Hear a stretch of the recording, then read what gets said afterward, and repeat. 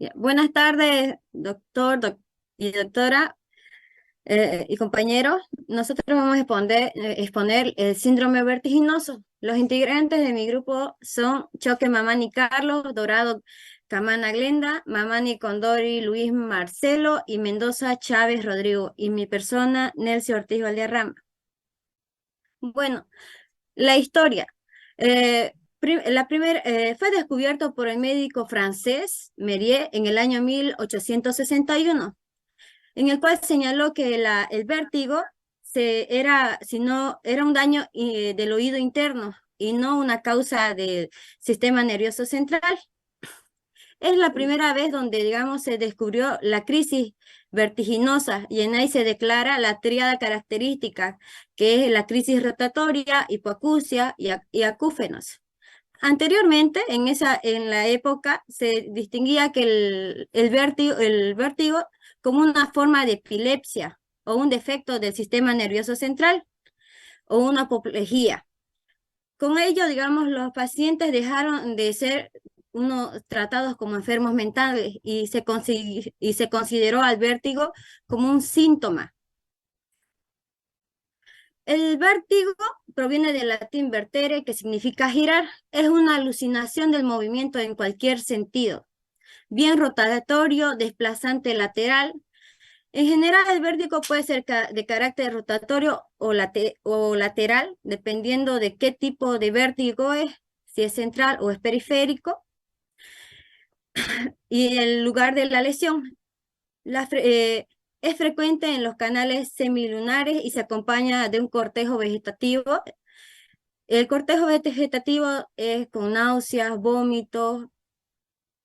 El vértigo es la percepción falsa o ilusoria de los movimientos del objeto que nos rodea o de nuestro propio cuerpo. Por lo general es la sensación de giro de uno mismo o de lo que nos rodea. Su fisiopatología. El vértigo es una manifestación cortical que solo puede ser producida por una alteración laberíntica o bien de la vía vestibular, mientras que las alteraciones visuales y la sensibilidad propioceptiva se producen en un trastorno objetivos del equilibrio, pero no sensaciones vertiginosas propiamente dichas. Solamente las alteraciones laberínticas se producen cambio en las aferencias vestibulares y dan sensaciones vertiginosas. El equilibrio está dado por el sistema vestibular, la propiocepción y el sistema visual. Aquí, especialmente en el vértigo, el sistema vestibular es el que está afectado. En su fisiopatología hace referencia siempre a la alteración vestibular, que está alojado en el oído interno y su centro neurológico, y en el centro neurológico que está en el tronco del encéfalo. El sistema aferente está la vía vestibular, que puede ser angular, lineal, la propiocepción, la visual, la auditiva y otros. Todos van a un circuito y van a los núcleos cerebrales, donde dan orden a los movimientos oculares y a los mismos músculos para que tengan un equilibrio. Es un equilibrio.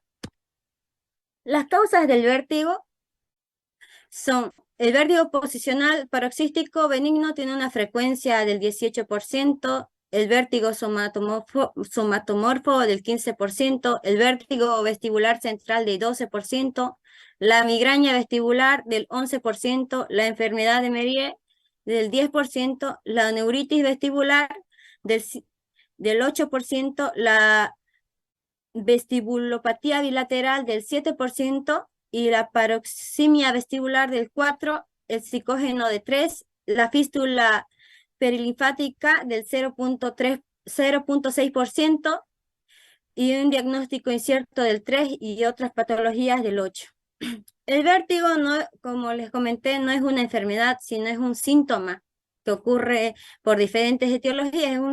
Es un síntoma subjetivo, en el cual, digamos, el médico lo diagnostica específicamente por la interrogación. Podemos clasificar al vértigo en vértigo vestibular si la lesión afecta al sistema vestibular propiamente dicho. Puede ser vértigo periférico, que es lesión del órgano sensoriales periféricos o las vías sensoriales, hasta su entrada al tronco cerebral, caracterizada por un inicio agudo, es muy intenso, a veces invalidante de las actividades diarias. Después está el endolaberíntico, el retrolaberíntico, que es del octavo par craneal, y después está el vértigo central, que es la instalación creciente progresiva de poca intensidad, pero es más prolongado. No se acompaña de un cortejo vegetativo que es de náuseas, pocamente el cortejo vegetativo, que son náuseas, vómitos. Se acompaña más bien de procesos neurológicos como trastornos de la sensibilidad, alteraciones de los pares craneales o signos cerebelosos. Puede ser intratentoriales, lineal o cerebeloso, o supratentoriales, mesencefálicos, disencefálicos o cortical. Después están los extravestibulares, que son las alteraciones del sistema de información. Aquí intervienen en la orientación espacial y en el mantenimiento del equilibrio. En aquí pueden ser visuales. La información visual no coincide con la somatosensorial o la vestibular. En aquí es el vértigo a las alturas, el uso de gafas de graduación distinta a la que necesita la cinetosis, las somatosensoriales, que es el tabes dorsal, que es, digamos, la neurosífilis, en la etapa, es en la tercera etapa de la sífilis. Los neurológicos cerebrales por hemorragias, tumores, malformaciones, esclerosis múltiple. Y los psicógenos, vértigo postural fóbico o trastornos de la conversación. Después están las características principales, digamos, que diferencian entre un vértigo entre un vértigo central y un vértigo periférico. La forma de aparición del vértigo periférico es brusco y súbito, en cambio del central insidioso, raramente agudo, excepto en ictus o brotes de esclerosis. La duración del periférico es corto, en cambio es, digamos, agudo, en cambio del central va de días y a veces es mantenido, es más crónico. Su intensidad en el periférico es muy intenso y en el central generalmente es leve. Los signos vegetativos son más frecuentes en el periférico con náuseas y vómitos y tardíamente en el central. Los signos otológicos en el vértigo periférico son más frecuentes con hipoacusia y acúfenos y en el central raramente. Síntomas neurológicos en el vértigo periférico no presenta y en el vértigo central sí, con déficit motor o sensitivo o alteraciones de los pares craneales. El tipo de nistagmo en el periférico casi siempre es horizontal en dirección fija y en el central es variable, rotatorio puro o vertical. La evolución en el periférico es por crisis recurrente y en el central crónico.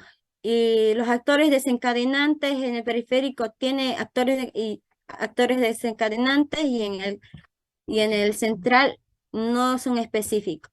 Ahora continúa mi compañero.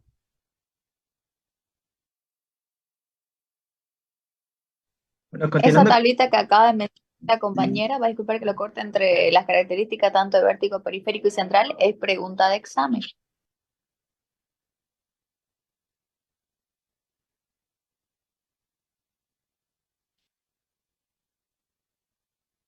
bueno, continuando con la exposición, a mí me tocó exponer la parte del cuadro clínico y el principal síntoma que es la sensación perturbada del equilibrio corporal, acompañada de nistagmo, trastornos auditivos, ataxia y los síntomas vegetativos que pueden ser la palidez, sudoración, náuseas y los vómitos.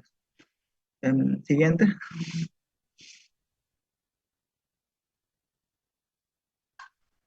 Eh, el diagnóstico. Bueno, para diagnosticar los síndromes vertiginosos se pueden realizar el análisis de sangre, los estudios de los potenciales auditivos evocados del tronco encefálico, estimulación calórica, electroencefalografía, electronistagmografía, tomografía computarizada de la cabeza, una punción lumbar, la resonancia magnética de la cabeza y angiografía o resonancia magnética de los vasos sanguíneos del cerebro y la prueba de la caminata o de la marcha. El diagnóstico diferencial del de los síndromes vertiginosos se tendrá que diferenciar con los síncopes, con los cuadros no sincopales y las patologías vestibulares, que presentan casi los mismos síntomas. Y pues el tratamiento. El tratamiento para los síndromes vertiginosos pueden ser, digamos, recetar unos medicamentos para tratar los síntomas vertiginosos periféricos o los síntomas vegetativos, como son las náuseas y los vómitos, y la fisioterapia también puede ayudar a mejorar el problema de equilibrio, donde les enseñan a hacer ejercicios para restaurar el sentido del equilibrio. Y los ejercicios también pueden fortalecer a los músculos para evitar las caídas que tienen en los síndromes que presentan. Y bueno, el tratamiento, digamos, para prevenir cuando ya estás, digamos, en ese episodio de vértigo, el paciente puede, digamos, puede probar los siguientes, que podría mantenerse quieto o sentarse o acostarse cuando está presentando estos síntomas, y después reanudar sus actividades gradualmente, y también puede evitar los cambios súbitos de posición, y cuando le están ocurriendo estos síntomas, no debe intentar leer porque no va a poder, le va a empezar a molestar más el vértigo, y también tiene que evitar las luces brillantes. Y la prevención, pues para prevenir los síndromes vertiginosos se tiene que evitar la aparición de otitis o tampones de cerumen, manteniendo las orejas limpias y secas, y también se tiene que someter periódicamente a una revisión auditiva e incluso ocular, y también tiene que tener el paciente una alimentación sana y evitar el tabaco y la cafeína, y mantener una buena postura corporal, y también se tiene que disminuir el consumo de los medicamentos ototóxicos.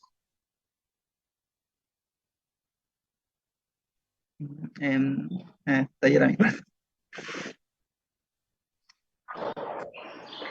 Yo les voy a hablar del vértigo posicional paroxístico benigno. La historia de este vértigo, en la primera mitad del siglo XX, Robert Barani realizó avances importantes en el conocimiento de la función vestibular que lo llevó a conseguir el premio Nobel en 1915. Entre otros trabajos, fue el primero en descubrir este vértigo en 1952. Luego Dix y Halpike desarrollaron con precisión las características exploratorias del nistagmo provocado cuando se adquiere una posición concreta. El vértigo posicional paroxístico benigno se denomina a la aparición de episodios de vértigo de corta duración que están acompañados de cortejos vegetativos como las náuseas y vómitos. Este vértigo está inducido por cambios posturales. Este es una de las principales causas del vértigo periférico, que está ante los cambios posicionales de la cabeza en el espacio. El paciente suele manifestar la aparición como ya dije antes, los síntomas vegetativos como náuseas, vómitos o sudoración. La siguiente.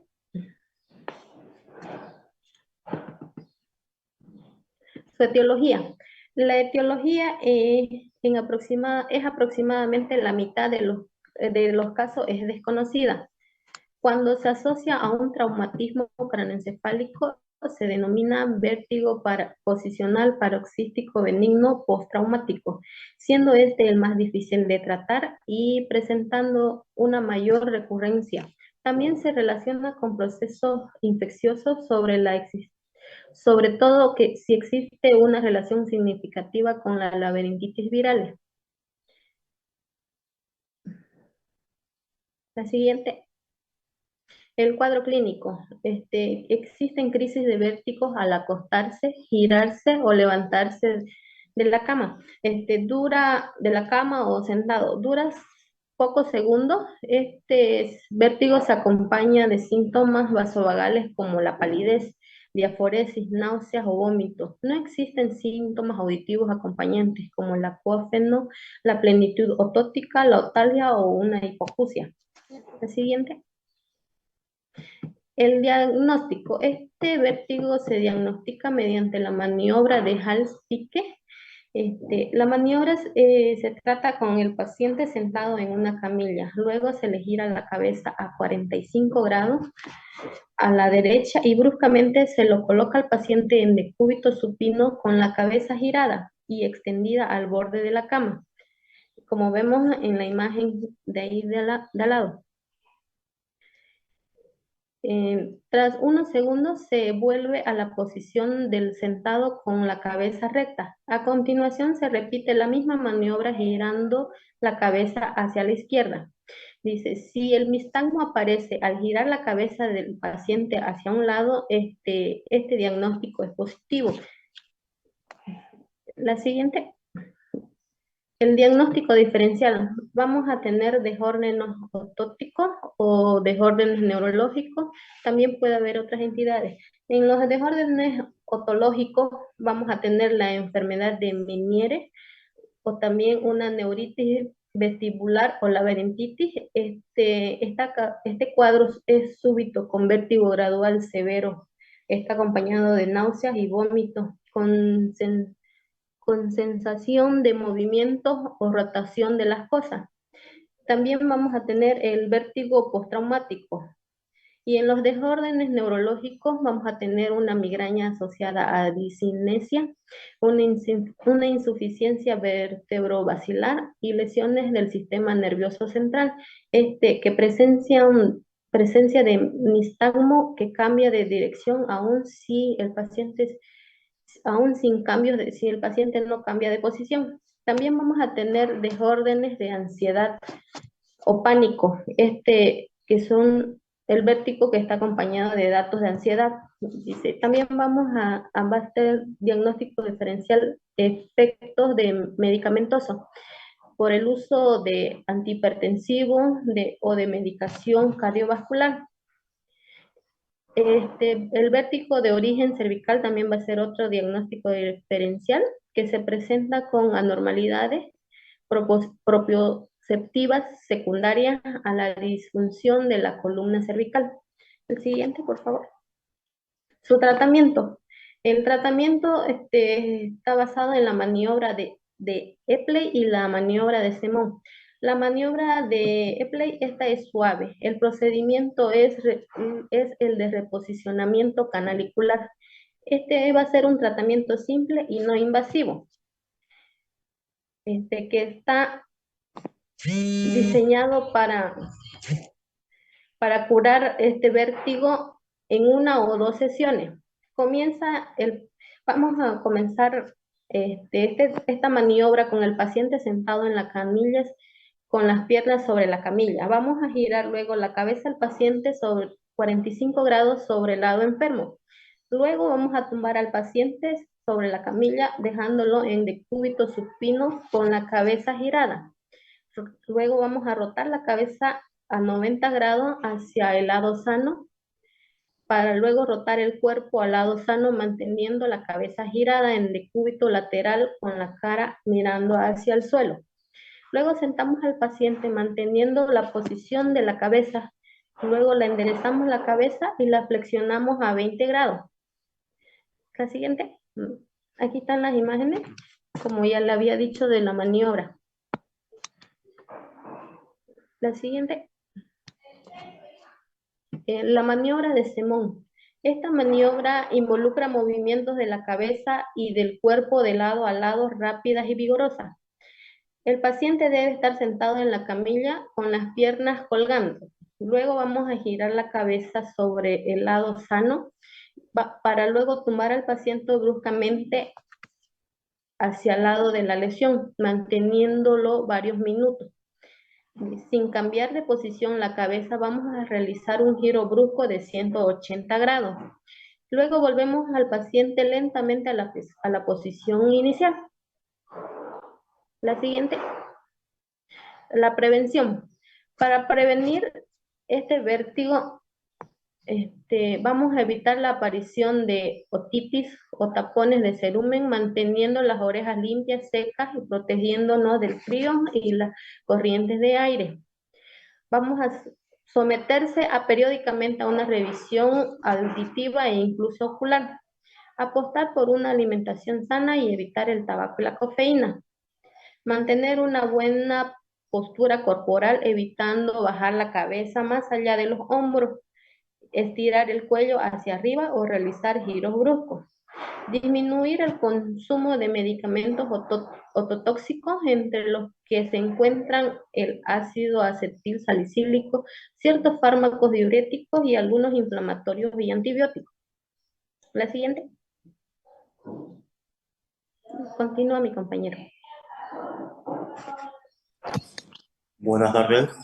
Bueno, bien, el síndrome de Meniere no es nada más que una enfermedad en la cual vamos a unir tanto síntomas como signos. Y como definición, desde el punto de vista fisiopatológico, vamos a mencionar que primeramente dentro de lo que es del oído interno, voy a hacer un diagrama en la parte más externa, medial, interna. En la parte más interna tenemos lo que es, la cóclea, el vestíbulo y los laberintos, ¿no? En toda esta parte interna hay lo que es el aumento, lo que es de la enolinfa o líquido. Este aumento de la enolinfa hace que las paredes de la cóclea y todo. En cuanto a la etiología, desde el punto de vista fisiopatológico, no nos da si el origen es viral, si es origen bacteriano o por un traumatismo. Por eso lo denominamos la etiología idiopática. En cuanto a la clínica, los síntomas y signos característicos de este síndrome es una triada, lo que es el vértigo, la hipoacusia y los acúfenos. Tomando en cuenta que la clínica que aparece o que se manifiesta es recurrente o es transitorio, que aparece cada rato. El vértigo no dura más que 20 minutos a unas cuantas horas. El vértigo es lo que conocemos que es la sensación del mareo que nuestro alrededor se nos está dando vueltas. Y en cuanto a la hipacusia, el segundo clínica es la disminución del sonido de la audición. Y el tercero son los acúfenos. Los acúfenos son esa sensación de que uno escucha unos zumbidos, unos pi ahí en el oído, ¿no? Esos acúfenos que vamos a poder dividirlos en tres: el grado 1, el grado 2, el grado 3. El grado 1 es que se percibe estando el paciente ahí en reposo, en silencio, y suena, ¿no? El grado 2 es cuando se percibe, pero obviamente se percibe que el paciente esté en reposo, sentado, en silencio, pero si el paciente piensa, no sé, en algunas tareas pendientes o piensa en problemas cotidianos, entonces este acúfeno va a ir disminuyendo. Tercer grado, ni por más que el paciente esté sentado echado con el teléfono ahí en silencio, ni por más que tenga reposo, se escucha. Siguiente diapositiva, por favor.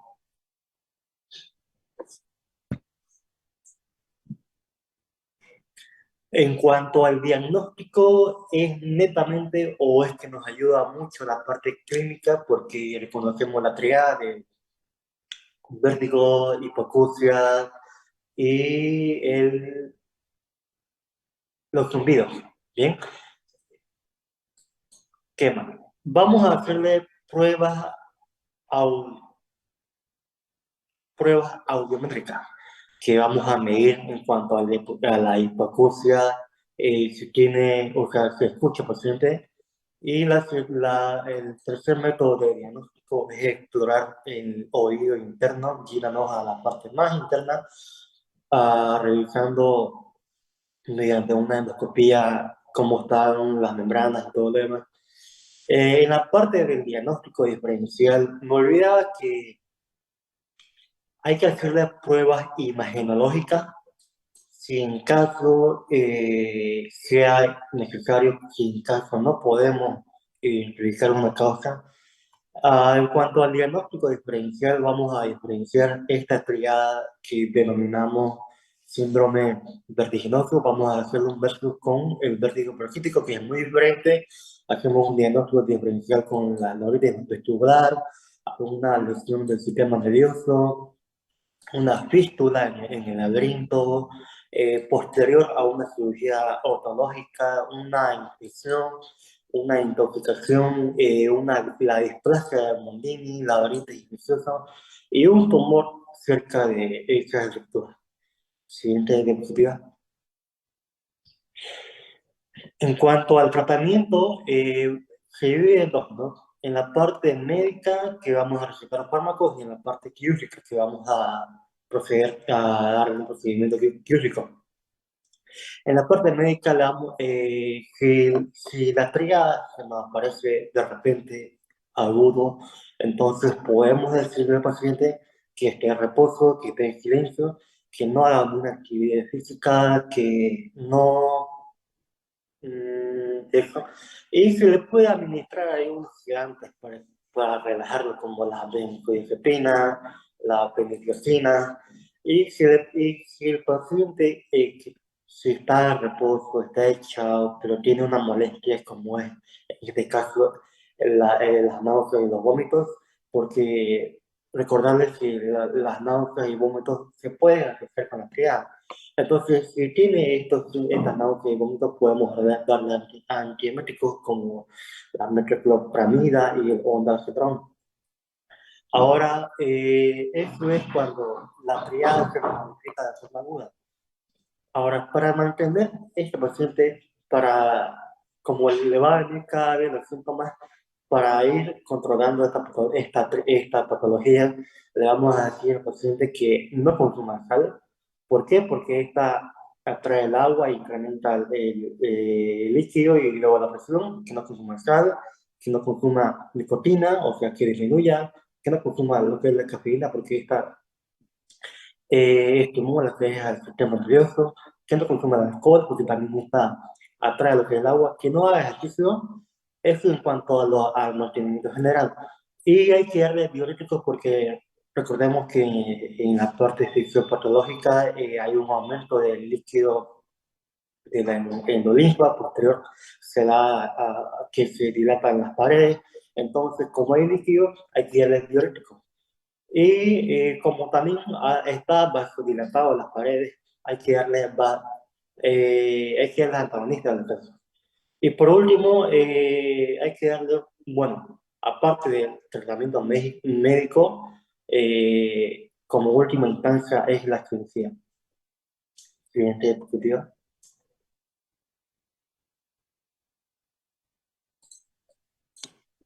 Ya, continuando con migraña vestibular. Siguiente, por favor.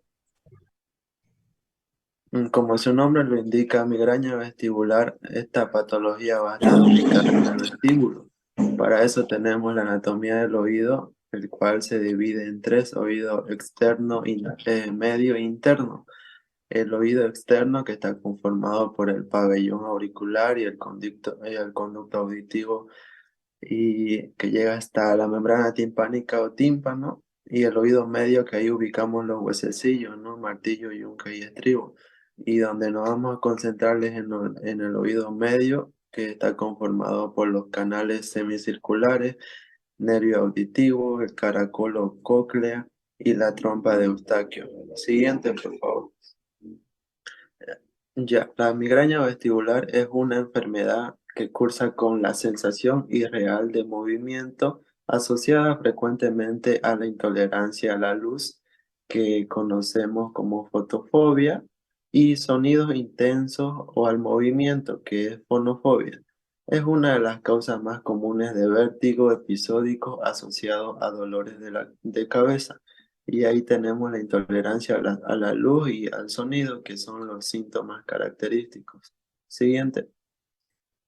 Los sinónimos de migraña vestibular, o como otro nombre se lo conoce a esta patología, Se conoce también como vértigo migrañoso, vértigo asociado a migraña, mareo asociado a migraña, vestibulopatía asociada a migraña y vértigo recurrente benigno. Siguiente. Epidemiología de la migraña vestibular. Puede presentarse a cualquier edad, generalmente afecta a personas con historial de migraña, puede aparecer en un 12 a 15% en la población en general y un ataque, esto es lo más característico, que un ataque de migraña vestibular suele durar entre 5 minutos a 72 horas o 3 días que viene a ser. Siguiente. Fisiopatología de la migraña vestibular no está clara y tiene un componente de disfunción central y periférico. Hay teorías sobre que se relaciona con el sistema trigémino vascular y teorías de tipo hormonal. Siguiente, por favor. Síntomas. Los síntomas característicos son sensibilidad a la luz, fotofobia, náuseas o vómitos, mareos, entumecimiento o sensación de hormigueo, problemas de visión y se caracteriza por ser una migraña unilateral y pulsátil. Siguiente. En el diagnóstico, es un diagnóstico clínico, es decir, se basa en el análisis de los síntomas mencionados anteriormente, el examen físico donde se puede encontrar nistagmo, son los movimientos espasmódicos involuntarios y rápidos de los globos oculares, un historial que presenta el paciente con una historia clínica bien detallada por un otorrinolaringólogo. Siguiente. El tratamiento. En el tratamiento tenemos preventivos de terapia de rehabilitación vestibular y farmacológico. En los preventivos tratamos de evitar los gatillantes que son la hipotensión y taquipnea. Y la terapia de rehabilitación vestibular puede ser o no ser útil en algunos pacientes, específicamente los con sensibilidad al movimiento. Esta terapia consiste en unos movimientos de relajación del cuello y de la parte posterior de la cabeza. Siguiente, por favor. Y el tratamiento farmacológico se basa en parar una crisis de migraña vestibular con AINES difenidol 25 miligramos cada 8 horas y en profilaxis se utiliza amitriptilina 12,5 miligramos, topiramato 25 miligramos al día, flunaricina 5 miligramos día y propanolol 40 miligramos día en pacientes jóvenes. Siguiente, por favor.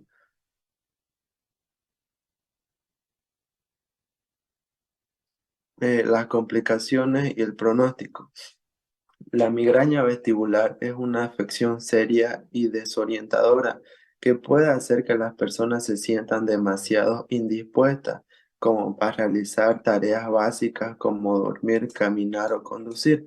Conocer los desencadenantes personales, consultar con un profesional en el tema sobre los medicamentos y el cuidado personal y realizar cambios en el estilo de vida puede reducir los episodios de migraña vestibular y garantizar una buena recuperación.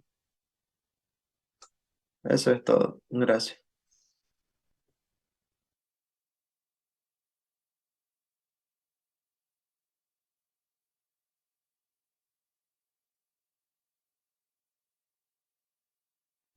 Ya, ahora sí, ¿algo más que quieran argumentar a tu tema de exposición? ¿Nada? Ya, ahora sí, chicos. Como les pregunto a ustedes, o los que están de oyentes preguntan, o yo les pregunto. No se olviden que yo les dije que tenían que estudiar, porque de todas maneras voy a anotar las personas que participen, y las que no respondan, lo voy a tomar como falta. No se olviden que son 5, 3 faltas, no dan examen, se van directamente a segunda instancia. Lastimosamente ya se quejaron con el doctor de que no se pasa clases, que los compañeros no responden. No sé. ¿Cómo es, chicos? ¿Pregunto o ustedes preguntan a los que están exponiendo? O yo pregunto. Tengo una pregunta, doctora. Ya. Pamela Galvis, pregunte. ¿La autoconía en estos casos puede afectar o considerarse una de las causas principales de los síndromes vertiginosos?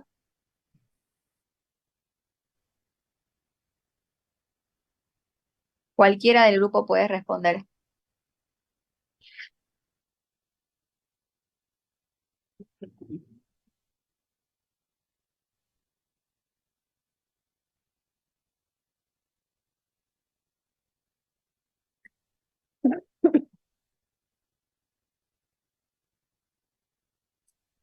Eh, Sí, doctora, está especialmente la autoconía causa especialmente el vértigo postural paroxístico, porque digamos puede haber una infección o también puede haber un traumatismo, una lesión y eso puede causar, digamos,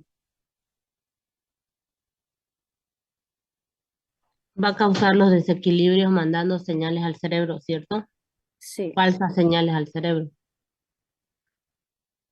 sí.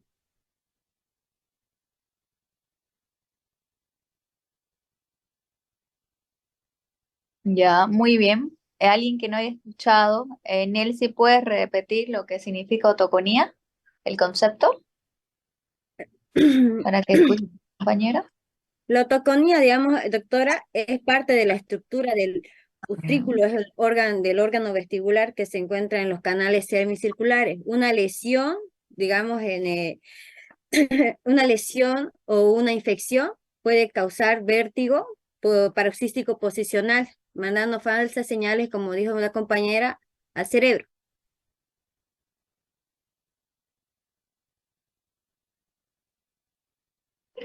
Ya, está bien. No se olviden que también la edad es un factor que predispone. A ver, siguiente pregunta. ¿Quién va a preguntar? Yo tengo una pregunta, doctora. Ya, Eh, Pedriel, Bruno. ¿Cuál era la clínica del síndrome de Meniere? Buenas, hay una clínica. Síndrome de Meniere, ¿no? Sí, hay una clínica con una tríada muy característica que es la del vértigo, lo que es la hipacusia y los acúfenos son los zumbidos. Esta tríada característica va y se asocia con las náuseas y vómitos. Y de acuerdo a ello, le damos el tratamiento.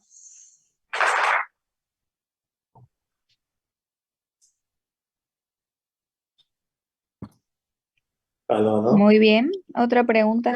Yo tengo una pregunta. Yo tengo una ¿Cuál es la pregunta. clasificación de los vértigos? ¿Perdón?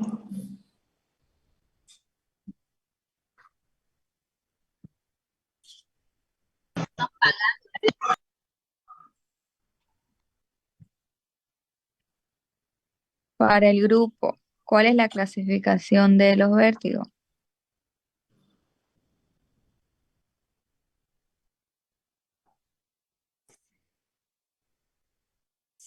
Doctora, pueden ser vértigos vestibulares o extravestibulares. En los vestibulares está el periférico y el central. En estos dos específicamente se basa y y en los extra vestibulares están, digamos, los visuales, están los somatosensoriales, neurológicos, psicógenos.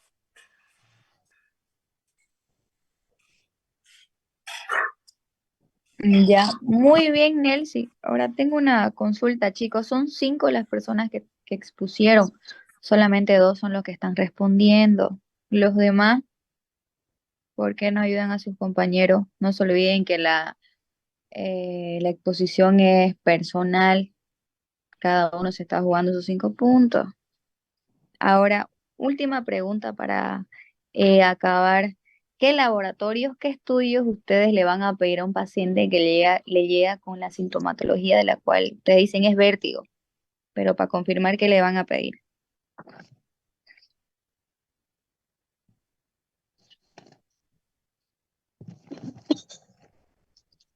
¿Será que le van a pedir análisis de sangre? Eh, ¿Encefalograma sería, doctora? Pues Primero, estudio claro, de los aquí potenciales y auditivos del tronco encefálico, electronistamografía y electroencefalografía. Ujú. Ya, está bien. Le van a pedir entonces hemograma, electroencefalografía, miografía, pulsión lumbar, tomografía, resonancia. Y la prueba de ¿Eso? la También, caminata igual. también, compañero, continúa. Sí, eso es importante. Ya, está bien. También se puede pedir, doctora, ¿Qué es la la migraña video. vestibular?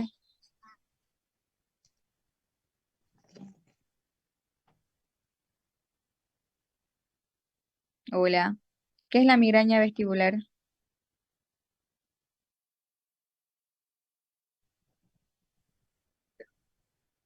Buenas tardes, doctora. La migraña vestibular viene a ser una enfermedad que cursa con una sensación irreal de movimiento y esta es asociada frecuentemente a una fotofobia o fonofobia.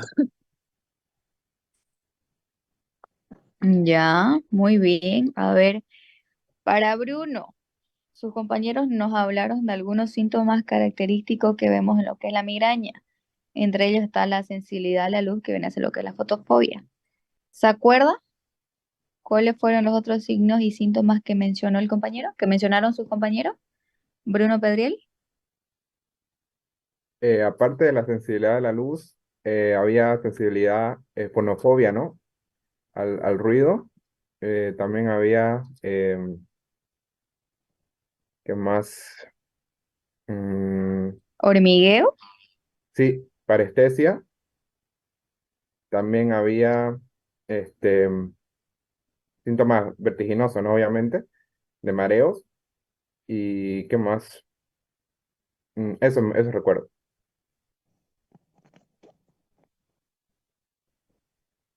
Y ahora sí, Bruno, ¿me puedes repetir? No lo escuché.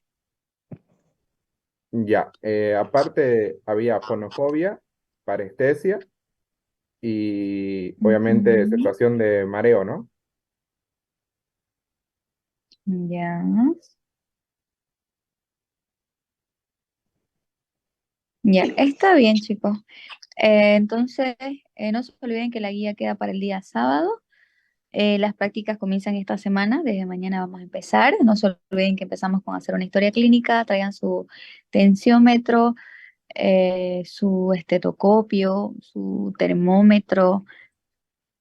Me imagino que ya saben cómo se va a elaborar una historia, de todas maneras aquí hay historia para que puedan guiarse. Eso, los espero puntuales. ¿Qué más les puedo decir? No se olviden de hacer su resumen, que al finalizar de la clase, ustedes hacen su resumen, se lo envían a Carolina y a Carolina me pasa la lista. El resumen cuenta como asistencia. Ya saben, 3 faltas, no dan examen. ¿Ya? Quedamos así entonces. Nos vemos mañana.